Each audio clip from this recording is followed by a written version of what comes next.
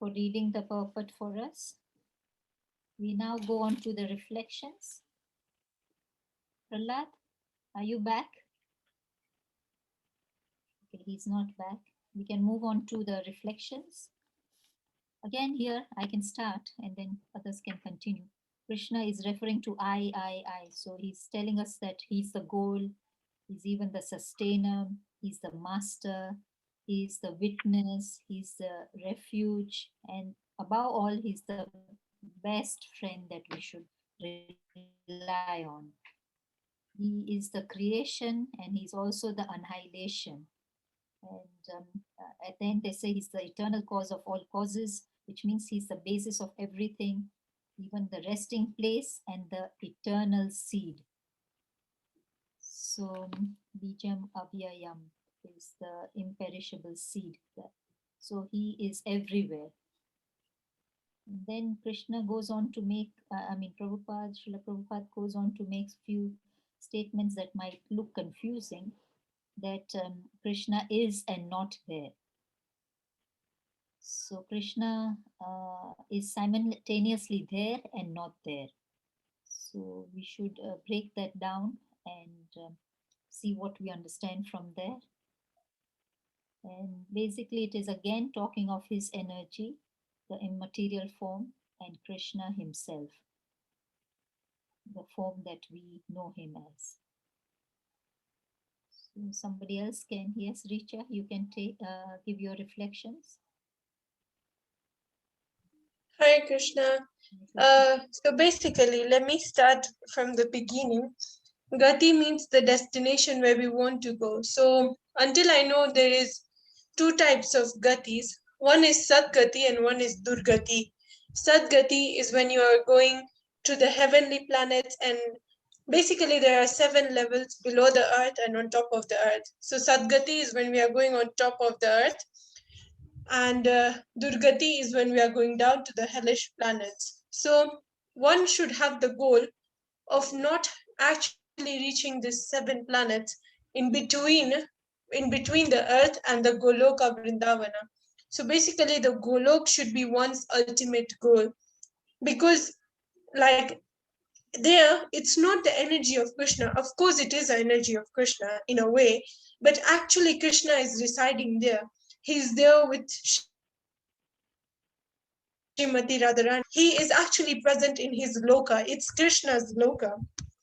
Further, it is said that although people do not know it, people generally, what I know is when people take up to God, all they ask is for liberation. They just ask God that free me from this, free me from that, just get me out of these miseries and all those things. They do not realize that one has to be on a transcendental platform to achieve those things. And as I already have mentioned before, that a devotee's goal is never to like get liberated or get free or anything like that. A devotee's goal is always to serve Lord Krishna. Krishna is the ultimate goal. Liberation is not the ultimate goal. And as we have already been told that there are different loka, there are different planets that are there.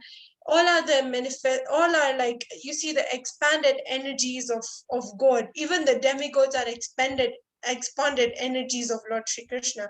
So of course, even the planets, they are given each to rule, like there is Chandra Loka, Surya Loka. So it is generally said the thought exactly before the death is what you get immediately in the next birth.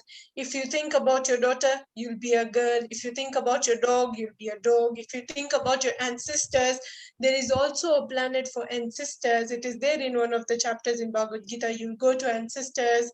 If you think about any other demigod, like let's say Durga Devi, go to their planets.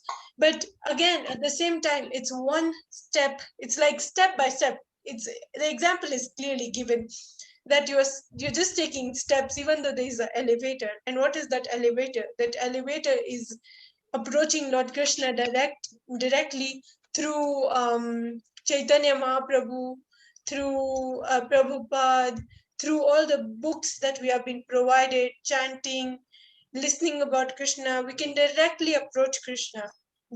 Even though there is a process of approaching Krishna directly, we have to surrender to a spiritual master. But at least that process, that method is way much more acceptable rather than going from one lord to another, whereas we don't even know which planet is where and which god is where, like you see the top and who comes after and all those things. So it's like a way more complicated way that we are taking, even though Krishna in the end, he gives us our individuality, that you do what you feel is right.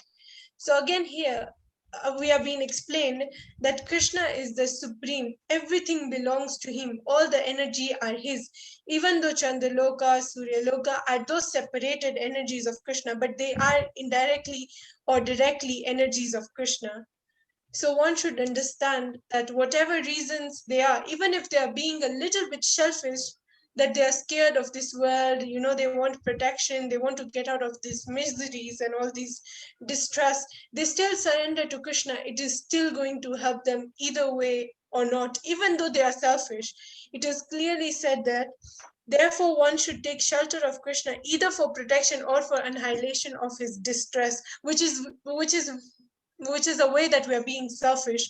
It's not that we have love or such feelings for Krishna.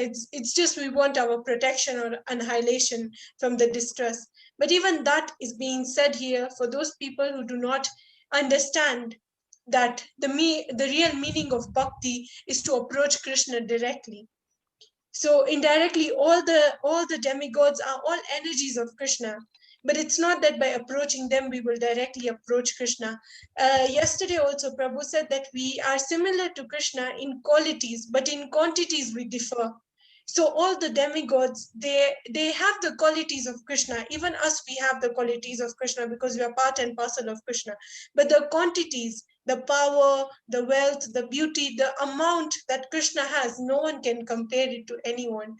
And it is said that Krishna is the source of our generation or the Supreme Father. No one can be a better friend than Krishna, nor can anyone be a better well wisher.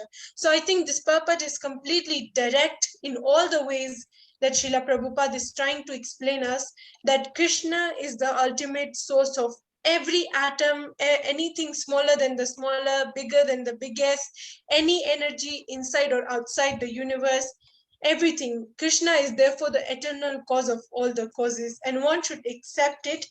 And even if he's being selfish, he should still surrender to Krishna. That's the only way out. Hare Krishna. Hare Krishna. Thank you very much, Richard, for those realizations. Anybody with more realizations? Or any addition or any doubt? Okay, we don't have any questions so far. Maybe we can hand over to Avinash Prabhuji, and then we might have questions after he gives his reflections. Hare Krishna Prabhuji. Hare Krishna. Yeah, we can start with a little Om Namo Bhagavate Vasudevaya prayer. Om Namo Bhagavate Vasudevaya. Om Namo Bhagavate Vasudevaya. Om Namo Bhagavate Vasudevaya. So, very nice reflections from Kritika Mataji and Richa Mataji. So Kritika Mataji said about imperishable, and also Krishna can be worshipped directly or indirectly. And Richa Mataji came with Sadgati and the 7 levels, and talked about Durgati. Yeah. And Goloka should be the goal, and Krishna Loka should be the goal, and we should be asking for liberation. We should, people ask for liberation, and there is no harm in being selfish. And our thought before that, and our elevator. So nice sort of things you talked about. so we should take elevator. Harinam has been given Chaitanya Mahaprabhu's goal with which we've all got the Harinam eva kevalam, kalau nasteva gatiranyata, and also the protection, so annihilation from the distress, and the bhakti is the approach we need to take. And Krishna is the eternal cause of all causes. So all the nice points actually, which were mentioned in this by Richa Mataji, unless anyone's got any other points, you shouldn't be shying away, because this is basically what we are learning from Bhagavad Gita, and we should be trying to put these things into action actually, and so people should actually realize, and then should be sharing this thing. So basically, here it's quite a lot of emphasis is on the gati, actually gati, and gati is the goal. Yeah. So everyone has got a goal, whether it's a material goal or a spiritual goal, but we all have a goal. I think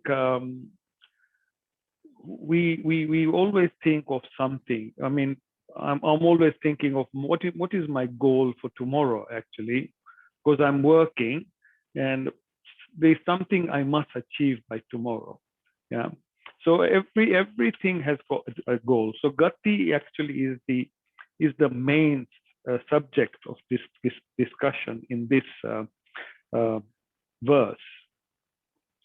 So actually, if you think about it, who is the cause for annihilation and distress? So if you've got distress, then you protect yourself from any other distress, future distress. So intelligent person actually would like to know, where does the stress come from? Yeah. What is the cause of stress? And where is it coming from? Yeah. So every intelligent person would be asking that sort of question.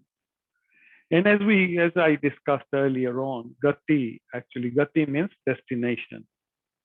So due to our illusion, we don't know what our destination is actually, if you think about it. We are all under illusion. So we materially make plans for our future. Like we go to school, we go to university. What do we do? Why do we do that? I mean, people, I don't know whether you want to make it interactive so people can answer. Why do we actually go to university? Why do we actually go to school? Yeah. What are the reasons we do this? Yeah. So if anyone wants to answer that, why do we do that? We also want a better house, better car. Yeah. So what's the reason behind it? Richa Mataji has her hand up. She can probably answer the question. Hare Krishna, we just want our life to be more easier and better compared to what we are living in today. That is always someone's goal, to make it better. That's why we go to school, so that we can earn, we can have a degree, we can get a good job. With good job, we can buy ourselves a comfortable house. Comfortable house, we can get if we are getting married, we will be able to provide our families with everything just for a comfortable life. In short, we do all the things that, like going to school and cooking and just comfortable life. Okay. To gain knowledge. It is for sense To gain knowledge. To gain knowledge, yes. Urmila Mataji, to gain knowledge, yeah. So we can also teach our children. When we are not educated, we can't reach our children. Yes, Mataji. Then we can read Gita. Yeah, definitely. So that's that is the spiritual part of it, to gain that knowledge of Gita so you can pass it on to your children. And that is actually one of the things But other things which we are doing, a better job, a better house, better car. So that is another aim which we all have, another plan which we all have. So Kirtika Mataji actually had her hand up. Yeah, Prabhuji, I think all of this better house, better car, good education is all for sense gratification. I think with the help of that, we are gratifying some of our senses, if not all. So it boils down to sense gratification. What is better car? It's sense gratification, better house, even better education, so that my children are educated so that they can earn more money. So more money is again sense gratification. I'm not talking of the spiritual knowledge. I'm talking of the school that they go to. Unfortunately, the British came and destroyed our Vedic education system, and the current system that we have, exactly what we are doing right now, talking in English, has degraded us. If we had the Vedic education system, then that would have made us more cultured, I feel, because I feel with the advent of the new way of learning, we have degraded ourselves. So our aim, the Vedic system taught us to conquer ourselves.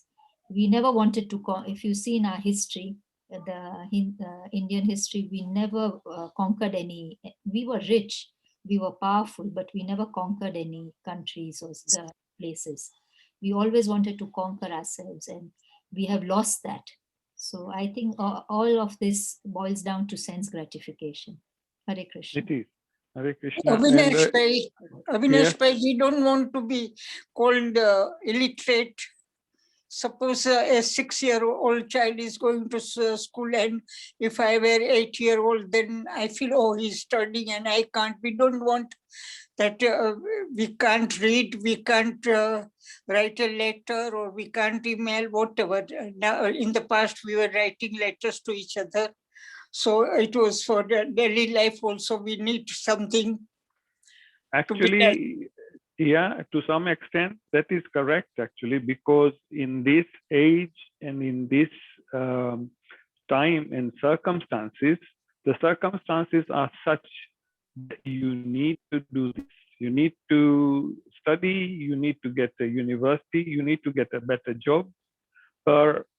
Yeah, everything is very much required in this life. But however, we need to find the ultimate goal, yeah, the ultimate goal. So we need to understand what our real goal is. Everything actually is necessary because that is our swadharma, that is our duty. I talked about swadharma and sanatana dharma. Both go line in parallel. So our swadharma is our duty, which we must fulfill, which is to look after our family, which is actually earning money so you can feed your family, but not earning that money that actually you can think about long time ago. You know, the future and the future. Sometimes we plan a generation and generation to say what will happen after this. Do we actually need to think about it? Because at the end, when you die, you don't know what's going to happen to your money. So that is the thing. The plan we need to make is actually what we can sustain in this life. So that's what we need to think about. Yeah. So people really don't know what the real destination of life is. So why this is necessary, but we know that this is temporary, as we know that the soul is eternal.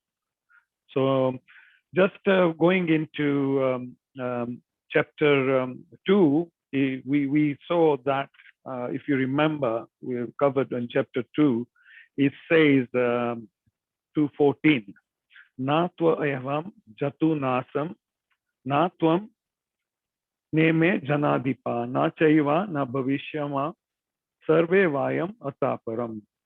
Never there was a time that when I did not exist, nor you, nor all these kings, nor in the future shall any of us cease to be. So this circulation, actually, it keeps on going on and on. We will exist now, we will even exist in future. But actually, where we will exist, that's what we need to think about. Where do we want to be in our next life? Yeah. So, like Kirtika Mataji said, people think better life is to have sense gratification. People work hard to be happy materially, which is to satisfy the senses.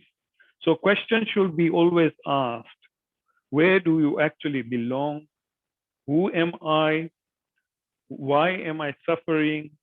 We are part and parcel of the Supreme. Yeah. So, like in 15.5, it says, Mama Ivamsho Jiva Loke Jiva Bhuta Sanatana.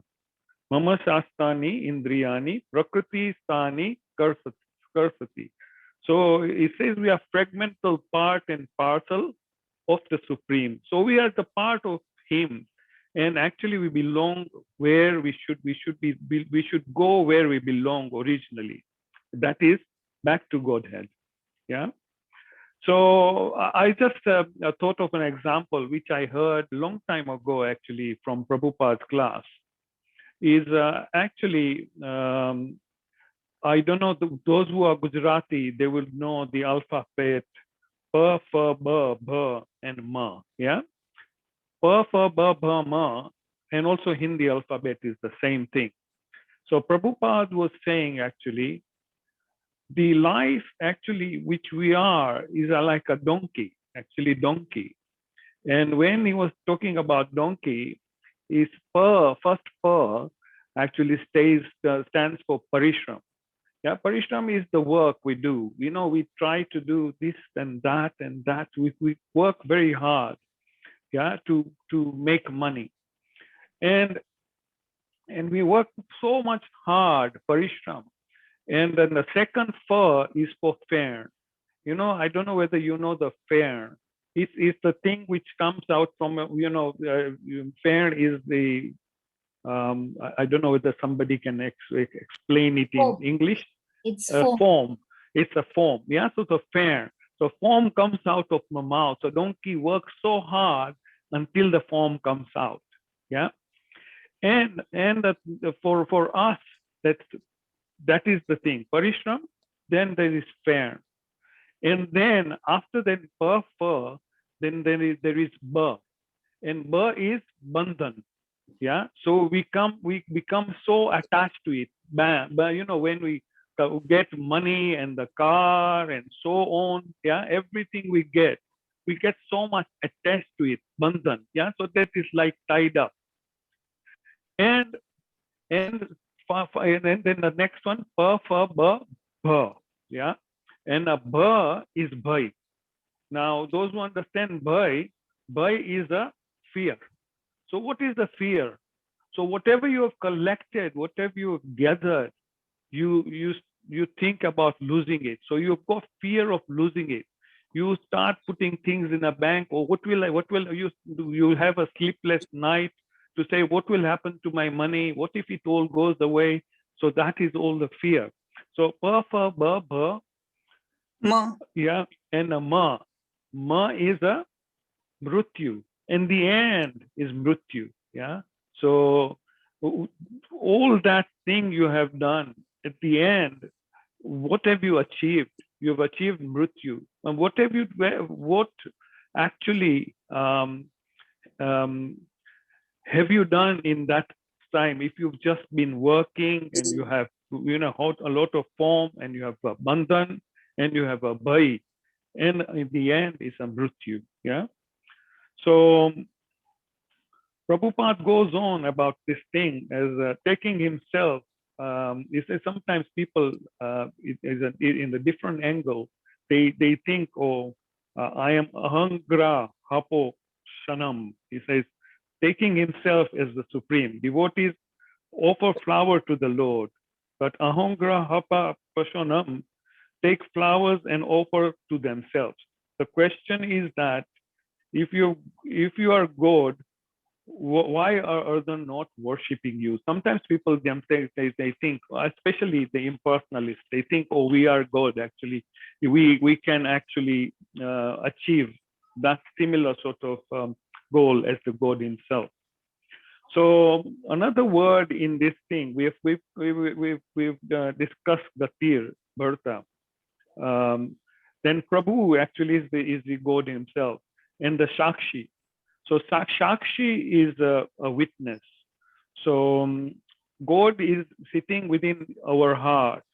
So there is a verse which we haven't covered, but it's in 1861. It says, Ishvara Sarva Bhutanam Videse Arjuna Tistati.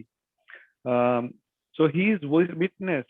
So whatever we are doing, he is giving us the facility to do whatever we want. So you've heard the two birds philosophy, you know, there is the Atma and the Paramatma. And Paramatma is always watching. So he's always watching you. Unless anyone wants to discuss anything further here, I can read something from Prabhupada's lecture, which was about Sakshi. So is there any questions so far?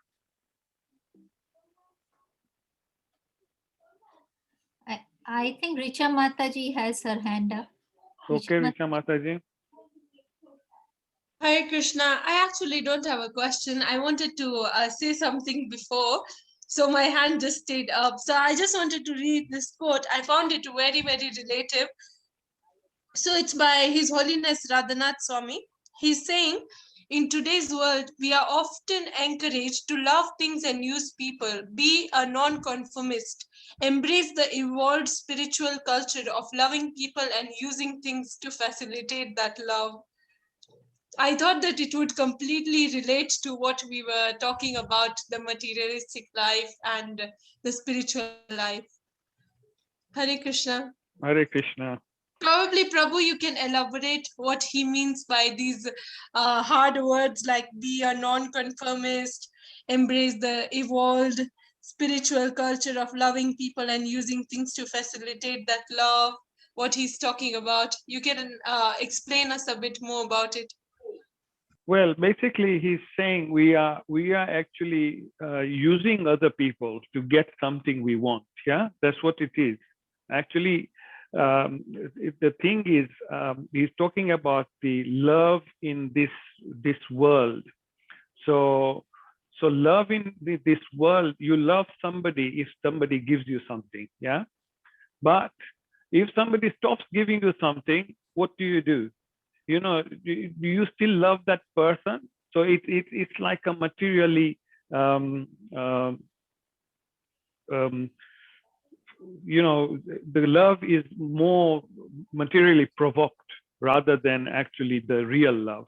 The real love should be, you shouldn't be expecting anything from anyone. You know, sometimes we have got this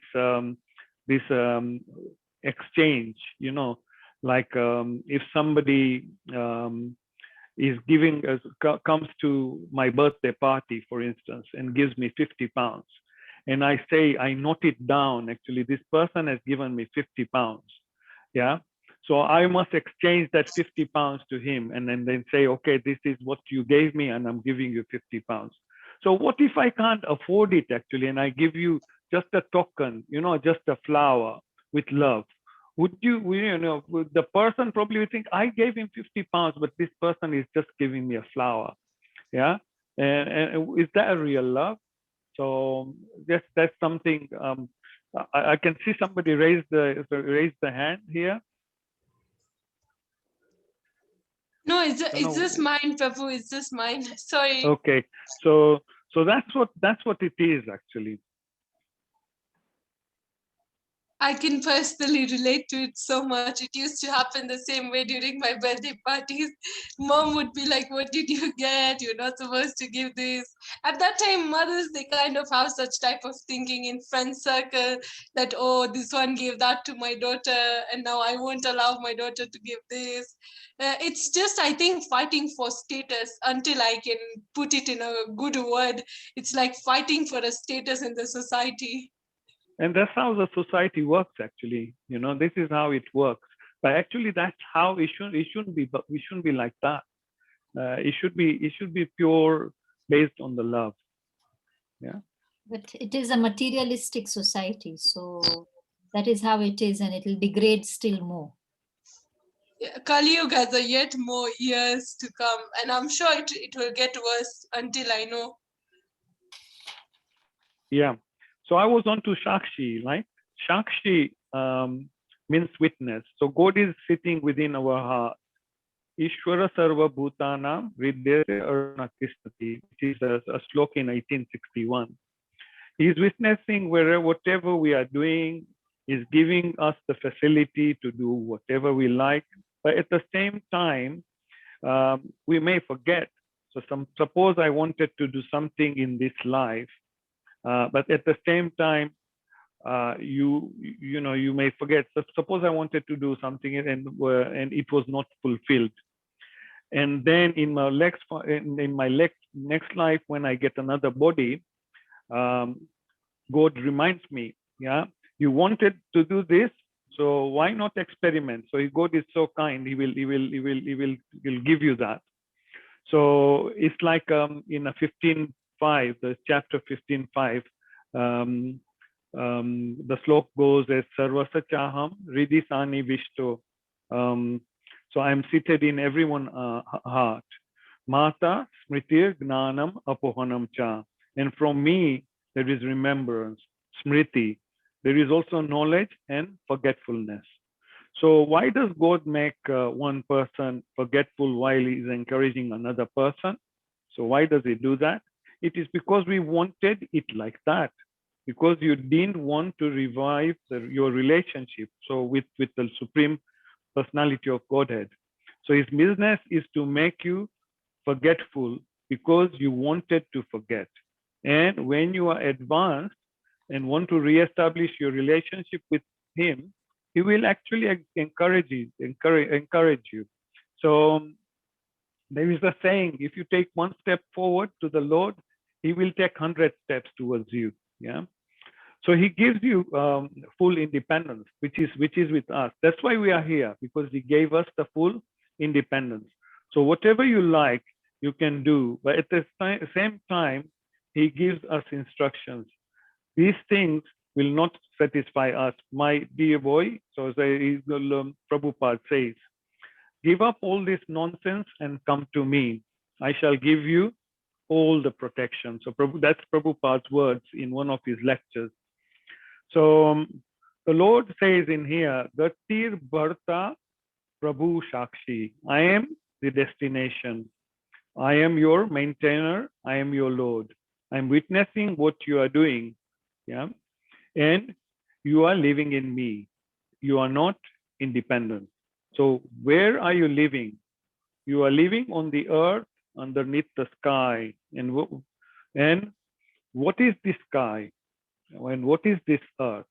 They are energy of the Supreme Lord. So we saw in the earlier text that actually God is actually controlling everything. And if you remember one of the verses we covered earlier on, it was to do with Maya Drakshena Prakriti Suyate Sacharacharam Hetunanena Konteya Jagat Viparivartate. The material nature, which is one of my energies, is working under my direction, O son of Kunti, producing all moving and non-moving beings. Under its rule, this manifestation is created and annihilated again and again. So he's everything. So what we need to do, we need to take Sharanam, yeah. So there is Sharanam in this word. Nivasa Sharanam Surat, yeah. Sharanam means to take shelter of somebody. So especially these days, how educated I may be, yeah, with an application, I take shelter of a big man. So please give me some employment. I may be very intelligent man, so I become the ruler of the country. These are the dreams, yeah. I still have to flatter the man in the street. So these politicians always say, you know, please vote for me so I can get a seat, yeah. Um, so if I'm taking Sharanam, why not take shelter of God? But people usually take shelter of a different personalities. Actually, they sometimes take shelter of either Bollywood or it could be political leader or sometimes a person in a higher post. You always take Sharanam. You always bow down to those sort of people. But when it comes to bowing down to the supreme personality of Godhead, we tend not to go there. You know, that's the usual attitude nowadays. So we can always show respect. You know, when a super rich man comes around and you just go and probably garland the person and so on. But the actual respect should be given to the Lord. So Surit means well-wisher. So we can become a better well-wisher than God. Suridam Sarva Bhutanam. I can become a friend, a well-wisher to a limited circle. But God is a friend and well-wisher of all living entities.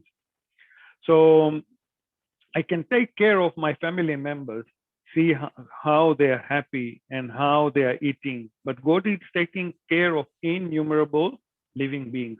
So I only take care of little bit, you know, what I have got, you know, within my capacity. So Lord has capacity to feed actually everyone. Yeah. So even ants are eating. Yeah. What are they eating? I do not care. You know, even bugs are eating, but God is taking care of all of them. So he is like a surat. So he is surat means he is taking care. So you live, you have got freedom, whatever you like. But if you want to be happy, you have to give up all this nonsense. Take shelter of Lord Krishna, and he will give you actually protection. And we were talking about the protection. We talk about insurance policies and this sort of things. We don't need that. We just need a protection of the Lord. Although, you know, people can argue that is requirement nowadays, but it is material requirement. But at the end, ultimate protection is the Lord's protection. So Surita Prabhava is a development. So we are trying to make an economic development so we can develop economically. So if we're at all the material supplied by God, we can actually construct a big skyscraper building without the material being supplied by God. Can we? We can't. By our labor and by our intelligence, we can transform the material supplied by God from one thing to another. So all these materials, which are all the bricks and things like that, it is all part of the energy of the Lord. And you can't actually do anything without these materials. And we know that actually Lord is actually the owner of everything. Yeah. Ishvara Sarva Bhutanam. So another thing, example which Prabhupada gave is you cannot actually manufacture iron. You can transform iron from iron ore to a big iron factory. You cannot do that and waste your valuable time. You have that energy. So the intelligence with which we are working is all supplied by the God.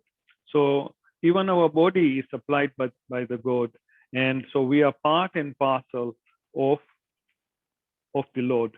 So Prabhava, so I am, Lord is saying, I am source and supply of everything.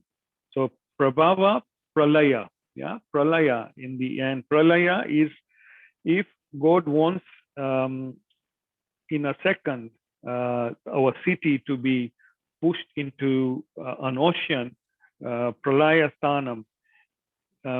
It can happen, like in annihilation, and it can happen due to the Lord's energy. Actually, he's got all this energy.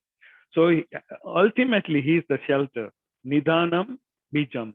So Nidhanam bijam, which is the last line of this verse.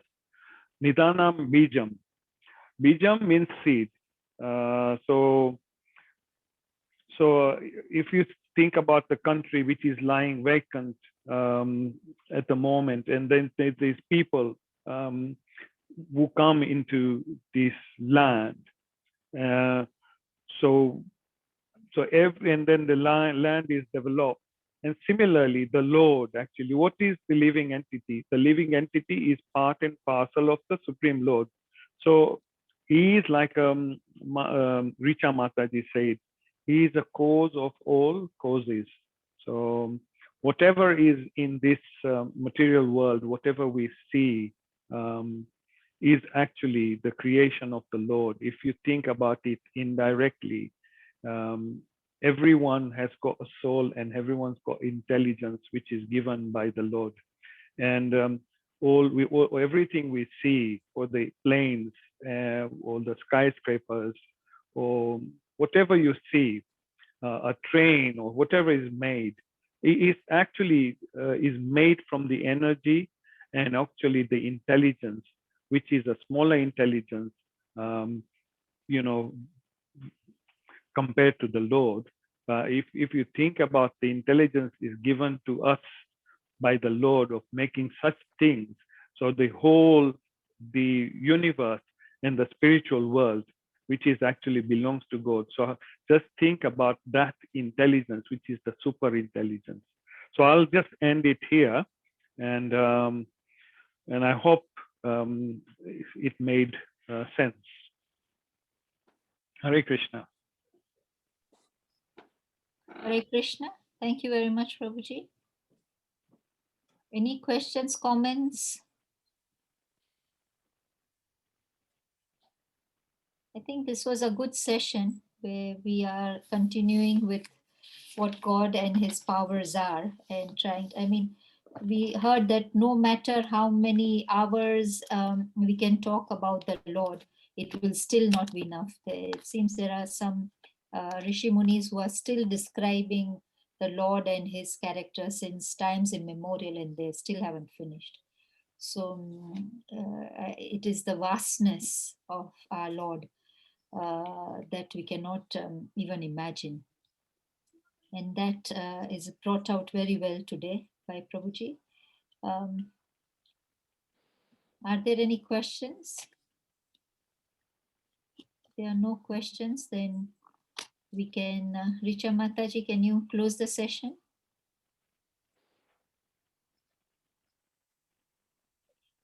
Or Prahlad? Prahlad, you are back. You can close the session. And please remind us of a fun fact that you learned from today's session. I would like to say that it was a very wonderful class, Avinash Prabhu, very interactive, very fun. And some of these things that we have in mind, like the way we had spoken of, like what is the reason on why we go to school, is just people have this mindset that we in order to have a proper life, we must have a lot of objects, a lot of riches, a lot of things in order to live a happy life. But in reality, in this journey that we have been through, we have realized that true happiness lies only with Krishna, going back to him, and just remaining there eternally. So in terms of fun facts, I believe uh, when I had reread this shloka over again, we have been getting many things. Like over here, we are being told that he is the, the resting place, the eternal seed. So to me, that seems very interesting, because that just shows us how he is the source of everything. But overall, it was a very interactive session, very educative. Uh, and on behalf of everyone else, I thank you, Prabhu, for being our mentor today, um, and clearing any doubts and explaining further, which clears the pathway for our journey in Krishna consciousness. So I would like for everyone to unmute themselves kindly, and let's chant Hare Krishna Maha Mantra once for Prabhu. Okay. Hare Hare Krishna, Hare Hare Krishna, Krishna Krishna, Hare Hare, Hare Ram, Hare Ram, Rama Rama, Hare Hare. Vancha kalpa tarubhyasya kripa sindhubhya eva cha patitanam pavanebhyo vaishnavebhyo namo namaha. Srila Prabhupada Pada ki, ki jai, Avinash Prabhu ki. Jai. Sarva Vaishnava ki jai, Jai. everybody ki jai. Hare Krishna.